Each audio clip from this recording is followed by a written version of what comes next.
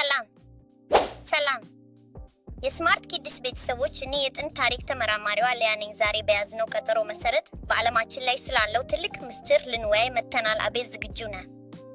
ምንም እንኳን ታብሌቴ ብትወረስም ለምርመራው ዝግጁ ነኝ። ተመልካቾቻችን፣ ዛሬ አዋቂዎች ደብቀውት የቆዩትን የጌም ምስጢር እናጋልጣለን። በመጀመሪያ ጥያቄ ልጠይቅ፣ ጌም ስትጫወት ምን ይሰማሃል? ምን ይሰማኛል? ልክ እንደ ሱፐርማን ክንፍ አውጥቼ የምበር ነው የሚመስለኝ። ግን እማዬ አጠገቤ መጥታ አቤል ስልኩን አኑር ስትለኝ ክንፌ ተሰብሮ መሬት ላይ የምወድቅ ነው የሚመስለኝ። ይህ እኮ ነው ምስጢሩ አቤል። አዋቂዎች ጌም አትጫወቱ የሚሉን እኛ እንዳንጎዳ አስበው ነው ይላሉ። ግን እኔ የደረስኩበት ምስጢር ሌላ ነው። ምንድነው ምስጢሩ ሊያ? ንገሪኝ።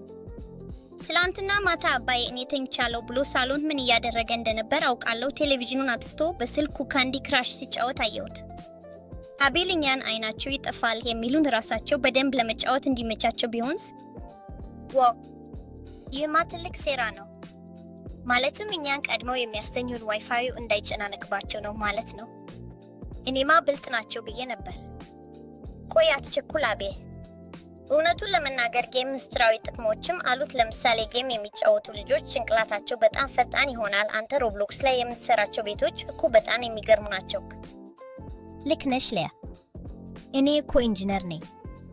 ግን ምስጢሩ ያለው እዚህ ጋር ነው። እኛ ጌም ውስጥ ስንገባ ሰዓቱ እንዴት እንደሚሄድ አናውቅም። አንድ ሌድል ብቻ ስንል 3 ሰዓት ያልፋል። በትክክል። የጌም አዘጋጆች ምስጢራዊ ዘዴ ይጠቀማሉ። አንተም በደስታ ውስጥ አቆይተው ሌላውን ዓለም እንድትረሳ ያደርጉሃል። ለዛ ነው አዋቂዎች የሚፈሩት ዞምቢ እንዳንሆን ይፈልጋሉ። እሺ ሊያ፣ ምስጢሩን ካወቅን ዘንድ አሁን ታብሌቴን እንዴት ማስመለስ እችላለሁ? መፍትሄው ምንድን ነው? መፍትሄው ቀላል ነው አቤል። ቢዝነስ መስራት። ወላጆቻችንን እንዲህ እንበላቸው፣ እኛ የቤት ስራችንን በደንብ ከሰራንና ክፍላችንን ካስተካከልን እናንተ ደግሞ የ1 ሰዓት የጌም ሰዓት ትሰጡናላችሁ። ይህማ ምርጥ ዘዴ ነው። ግን ምስጢሩ ያለው አባይል ጋ ነው። እሱ አልተስማማሁም ቢለኝ? ያኔ አንተም ታዲያ አንተ ለምን ካንዲ ክራሽ ትጫወታለህ ብለህ ምስጢሩ እንደምታውቅ እንገረው። በጣም ጎበዝ ነሽ ሊያ። ዛሬ የጌም ምስጢር ተጋልጧል። ተመልካቾቻችን፣ እናንተስ ወላጆቻችሁ ደብቀው ጌም ሲጫወቱ አይታችሁ ታውቃላችሁ? ምስጢሩን ኮሜንት ላይ ንገሩ። በጣም ጥሩ። በሚቀጥለው ክፍል ደግሞ የአትክልት ምስጢር በሚል ርዕስ እንመጣለን። ለምንድነው ጎመን መብላት ያለብን? ስጋ ብቻ መብላት አይቻልም ወይ የሚለውን እናያለን። ጎመን ሰረሊያ ስጋ ነው የሚሻለው።